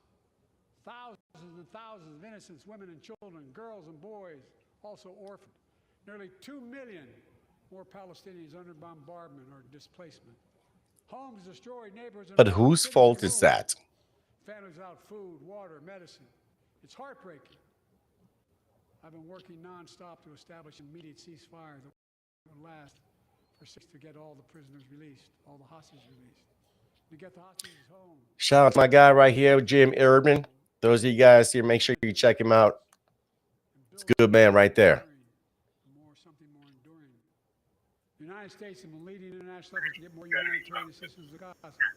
Tonight, I'm directing the U.S. military to lead an emergency mission to establish a temporary pier in the Mediterranean on the coast of Gaza that can receive large shipments carrying food, water, medicine, and temporary shelters. No U.S. boots will be on the ground. A temporary pier will enable a massive increase in the amount of humanitarian assistance getting into Gaza every day. Isn't that how we got into Vietnam? They came in as consultants. They weren't going to be boots on the ground. And lo and behold, we were in Vietnam for how many years? Israel must allow more aid into Gaza to ensure humanitarian workers aren't caught in the crossfire. And they're announcing they're going to have a crossing in northern Gaza. For the leadership of Israel, I say this. Humanitarian assistance not be a secondary consideration or a bargaining chip. Protecting and saving innocent lives has to be. As we look to the future, Humanitarian assistance against a group of people that want to wipe you off the face of the earth is not a secondary. I agree with him 100%. It's like 9th or 10th place. Because when your survival is on the line, you're not concerned about humanitarian aid or anything else like that, especially when the enemy is out there using schools and hospitals as a shield.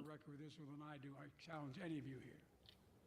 I'm the only American president of Israel in wartime, but there is no other path that guarantees Israel's security and democracy.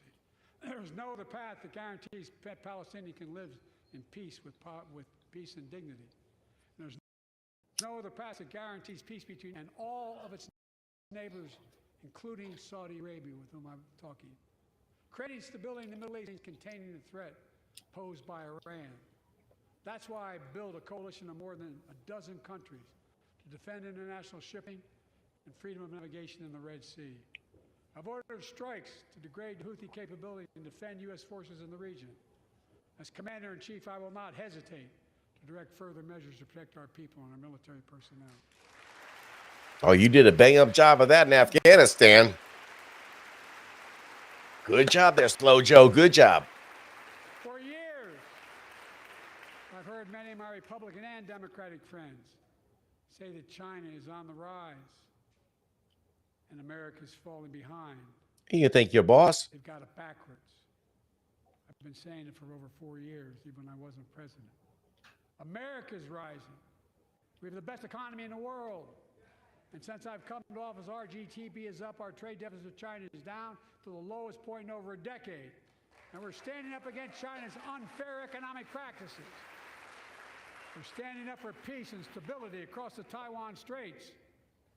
I've revitalized our partnership and alliance in the Pacific. India, Australia, Japan, South Korea, Pacific Islands. I've made sure that the most advanced American technologies can't be used in China, not allowing to trade them there. Frankly, for all this tough talk on China, it never occurred to my predecessor to do any of that. I want competition with China, not conflict. And we're in a stronger position to win the conflict of the 21st century against China than anyone else, for that matter, than any time as well. Here at home, I've signed over 400 bipartisan bills. There's more. But China has gotten more access to U.S. technology in these last few years than at any other point in history. And we've had, what, 2 so-called weather balloons fly across the country untouched? Yeah, we're real protected, huh?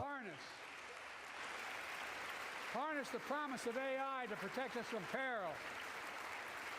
Ban AI voice impersonations and more. And keep our truly sacred obligation to train and equip those we send into harm's way and care for them and their families when they come home and when they don't. Is that balloon still flying across the U.S.? They didn't shoot it down? Because the second one, right? That's why the song Support and Help of Dennis and the VA, I signed the PACT Act. One of the most significant laws ever, helping millions of veterans exposed to toxins who now are battling more than 100 different cancers. Many of them don't come home, but we owe them and their families support. We owe it to ourselves to keep supporting our new health research agency called ARPA-H and remind us that we can do big things. Well, how about taking care of all of our veterans before we take care of one illegal?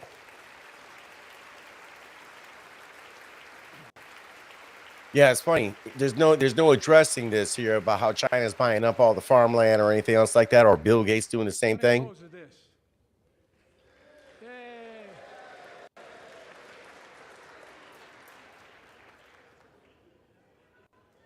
I know you don't want to hear any more, Lindsay, but I got to say a few more things. I know it may not look like it, but I've been around a while. When you get to be my age, certain things become clearer than ever. I know the American story.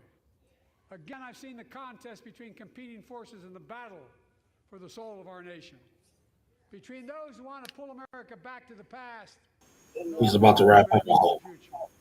Yeah, he is. My lifetime has taught me to embrace freedom and democracy, a future based on core values that have defined America: honesty, decency, dignity, equality. to respect everyone, to give everyone a fair shot, to give hate no safe harbor. I really feel like Inigo Montoya. I see it differently. He says these words, and I don't think they mean what he thinks they mean.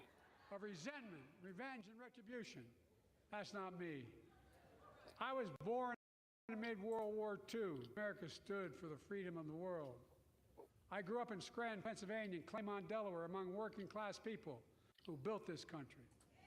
I watched in horror as two of my heroes, like many of you did, Dr. King and Bobby Kennedy, were assassinated. And their legacies inspired me to pursue a career in service. I left the law firm and became a public defender because my city of Wilmington was the only city in America occupied by the National Guard after Dr. King was assassinated because of the riots. And I became a county councilman almost by accident. I got elected to the United States Senate when I had no intention of running at age 29. By accident. And he's never left. President, or our first black president. Now president to the first women vice president.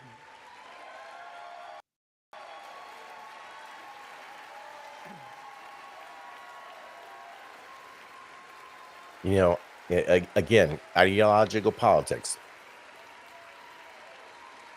Or identity politics, excuse me. In my career, I've been told I was too young. By the way, they didn't let me on the Senate elevators for votes sometimes. They're not a joke. And I've been told I'm too old. Whether young or old, I've always known what endures. I've known our North Star. The very idea of America is that we're all created equal and deserves to be treated equally throughout our lives. We've never fully lived up to that idea, but we've never walked away from it either. And I won't walk away from it now. No, because he shuffles, doesn't walk. I really am. I'm optimistic, Nancy.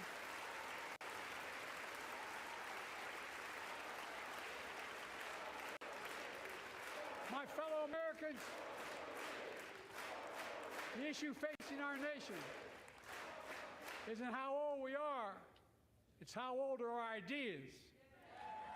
Hate, anger, revenge, retribution are the oldest of ideas. But you can't lead America with ancient ideas that only take us back. You lead America, the land of possibilities. You need a vision for the future and what can and should be done. Tonight you've heard mine. I see a future where defending democracy, you don't diminish it. Again, that word democracy. God. Protect our freedoms, not take them away. I see a future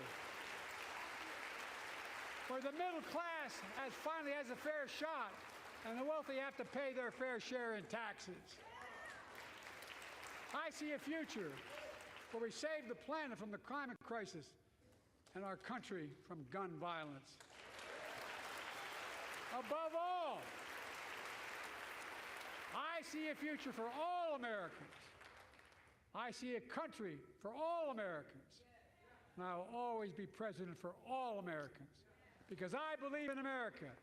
I believe in you, the American people. The reason we've never been more optimistic about our future than I am now. You're the reason? So let's build the future together. Let's remember who we are. We are the United States of America.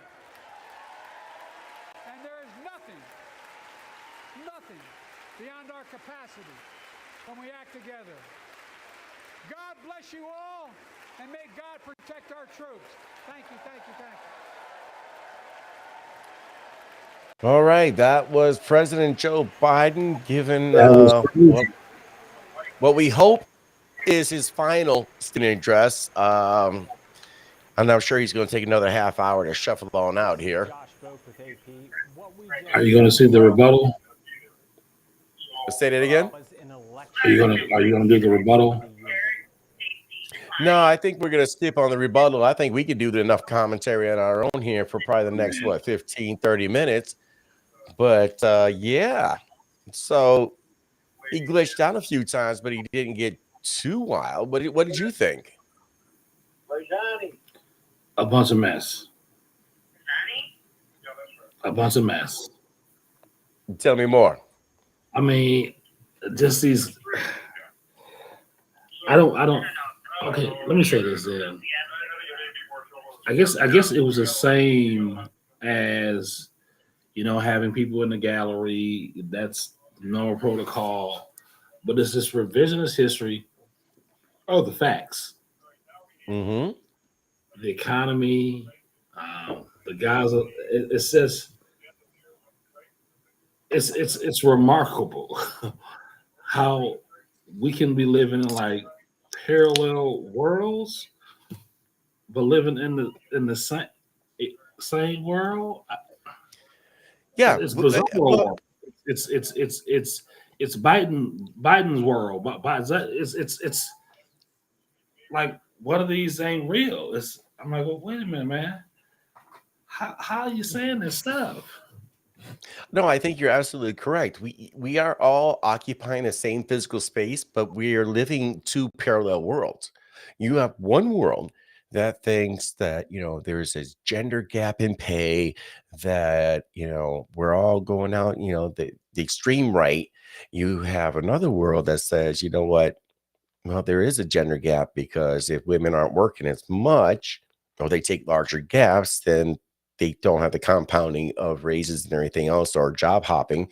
Um, we look at meritocracy, we look at personal responsibility, we look at accountability. And these other people want to tell us that no, you need to look upon race because of the sins of your great, great, great granddaddy. And yes, it's two different worlds. Jim here, he put something really, again, we talked about this here. And when we talk about the economy, this is a great example of that. Jim says here the wealthy pay almost all the taxes now, yet they need to pay more somehow. That one just kills me every time. And again, when he's talking about businesses need to pay their fair share, one, tell me what fair share is, because when you keep saying fair share, all you're going to do is keep on moving the goalposts more and more and more. But more importantly, businesses don't have income. They have sales revenue, which they're taxed upon accordingly. They have the equipment and items that they have to purchase for operational purposes, which they are taxed upon. And every year they have to do inventory on all of the things that are in there, and they are taxed once again.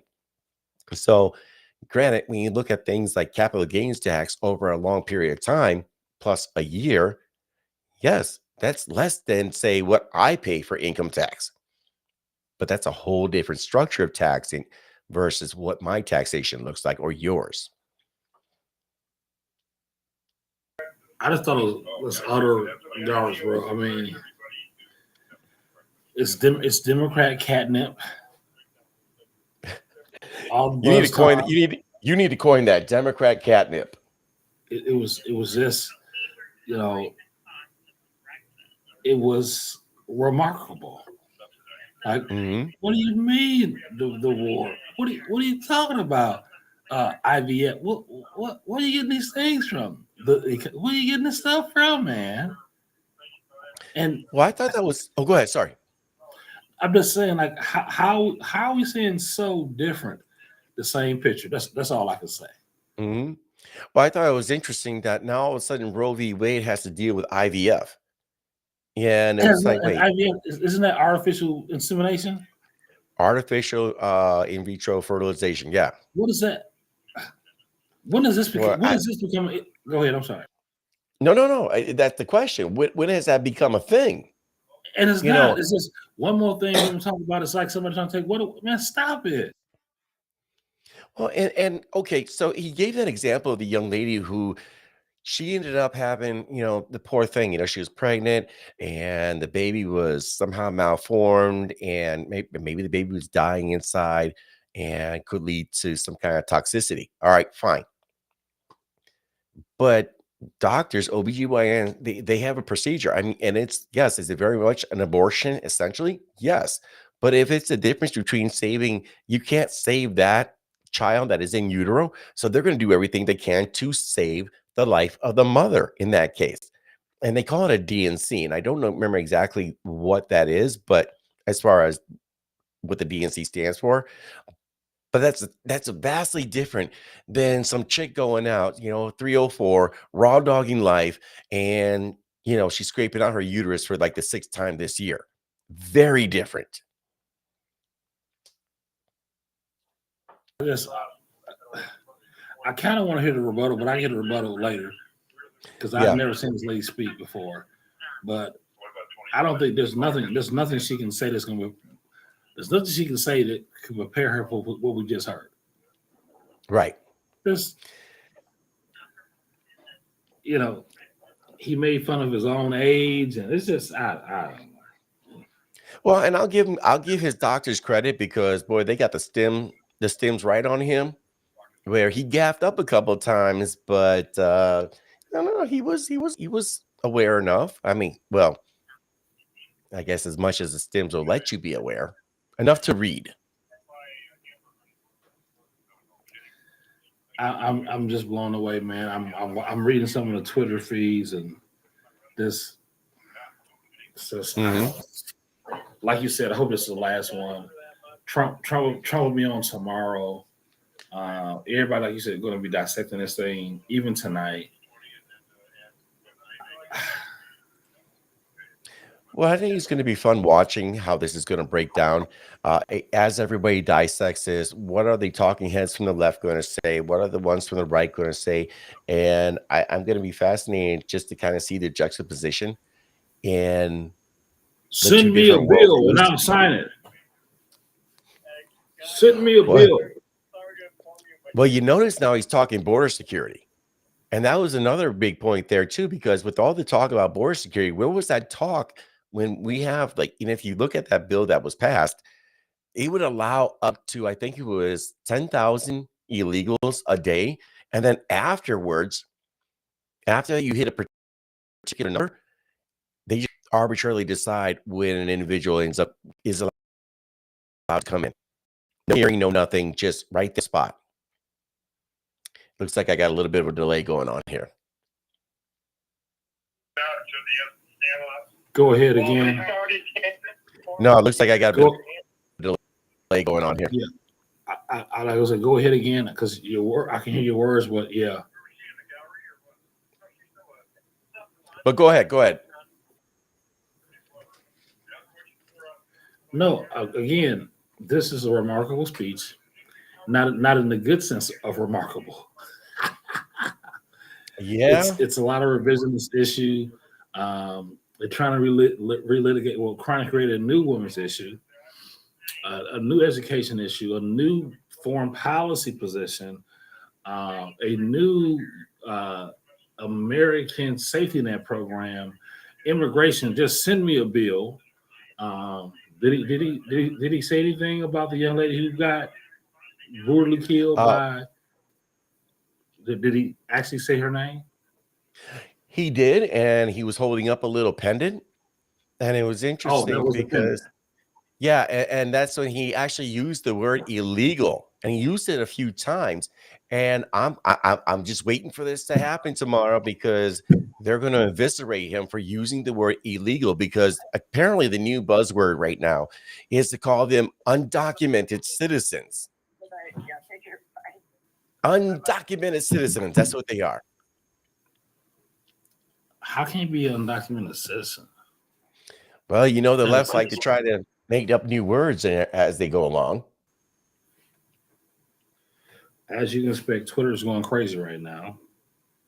Of course. It was going crazy in the rundown. They keep showing the face of the speaker just.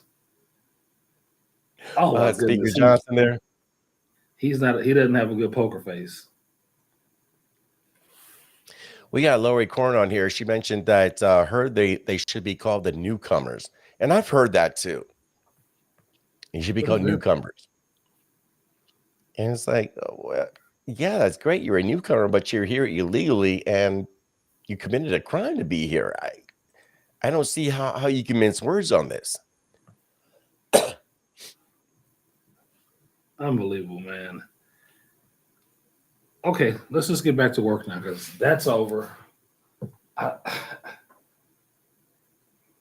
Oh, okay, there we go. Yeah, so let's wrap this up here because we are here at 9:45. What's that? Yeah, so let's get back to work now. That's over. It's the last day of the year. Let's get back to work. of Mhm. dissecting this thing, and yeah, I'm going to go and listen. As you sign off, I'm going to go ahead and listen to the spin rooms in a minute. So, because I'm like, what did I just hear? What did I just Yeah. hear? Well, kind of like I said earlier, I've never done drugs. I've never smoked a joint. I've never, blazed one up. But 15 minutes into listening to this, man, I wanted to go find me Snoop Dogg, Willie Nelson, and whoever else. And it's like, give me a fatty. I need one. Well, I heard you saying, "Why so high?" I heard you say you want to get high. I was like, "Ooh, is it that bad?" Uh, Okay. So I was like, "Yeah, okay." it's Joe Biden, man. He makes you want to do things you normally don't do. I'm just saying, man. But all right, so let's cut it up here. And yeah, we got if Trump's going to be talking tomorrow night, I'm sure we want to try to cover that or at least get some of the Man, I'll clips. be around, man. I'm home tomorrow, probably 6:30, 7 o'clock ish. So if you feel like doing a 35, 40 minute just recap of all, because we're going to see a lot of recapping tonight and tomorrow. And I know you got to do some more diving into it as well too to kind of pick this thing apart. And I want to look into it too. I tell you, I definitely you know what? This past week has just been ridiculous for me because I've been wanting to do certain other side projects, okay, and the no entire problem. week from Friday up to today has just been boom, boom, boom, boom, boom. And and again, I'm not gonna not cover the Trump speech. And it's No just amazing. worries. This is the election cycle that we're in. Yeah, And no it's so worries. If important you that we don't, do it. I might do something. Maybe you can come on my Oh, you platform know I will. You know I will. because I'll be home tomorrow night because I gotta work Saturday, so I'll be home, and I'm getting ready to start watching the rebuttals right now. So Hey, check it out. My guy here, Jim. And Orlando, if you ever get an opportunity, and I'm hoping, and I gotta talk to you, Jim, like about an event in May in Appleton, and we'll talk. Jim's a real close friend of mine, and I would love for you to meet him, Orlando. Just like I okay, say, top-notch stand-up guy. But he said, LOL, thank you guys. I have to drive all night so I can pay these taxes. I'm not paying my fair share of it. Bad Jim. Bad. No, Jim is like I say, he's a good friend of mine, and yeah, he's you would love to share ideas with him. let's make it happen. Let's connect. Yes, sir. All right, brother. Thank you for joining in here tonight. Appreciate you. No All right, problem. guys. That was Orlando Owens. You can always check him out on Facebook and all his other platforms. And you can find him on his website, orlando4wi.com. We saw the president here tonight speak, and no, he didn't do any crazy gaffes or anything like that. He did have some gaffes, but it wasn't horrible. But his vision, well, if you look on how he saw the past, it's very revisionist. His vision for the future, while may have sound good on surface, look at what he has done over the last 3.5 years. And I'm telling you at this point, it is literally the difference between an America where somebody's going to lie to you with doublespeak and BS, incarcerate people just for being in the vicinity of an area. He he would have an America that would ban you for an opinion, that would cancel you, that would restrict your banking. And this is not hyperbolic speak on my part. This is stuff that has happened over the last few years versus Trump. Now, is he perfect? Was he my pick in the primary? Absolutely not on both fronts. But here's a man that's presenting us with an option of hope, economic future, strengthening America, having America's might be ready not to go on the war path in Ukraine or Gaza or anywhere else in the world, but as a responsive force to stop the violence and get out and bring our people home, because that's where we need to be, to have a nation with borders and deport people that shouldn't be here. Because if you're a nation without borders, are you even a nation at all? And that's the question that we have to ask. Let's stop devaluing our dollars. Let's bring back American culture. Let's make America great again. I said what I said. I want to thank Orlando Owens for joining tonight. Everyone in the chat room, those of you guys watching tonight on Facebook, X, D Live, YouTube. I appreciate you guys. I love you guys. I got to get up really early tomorrow, but I'll check in with you guys probably tomorrow. Until then, good night. God bless you. God bless Wisconsin. God bless the USA. And I am out.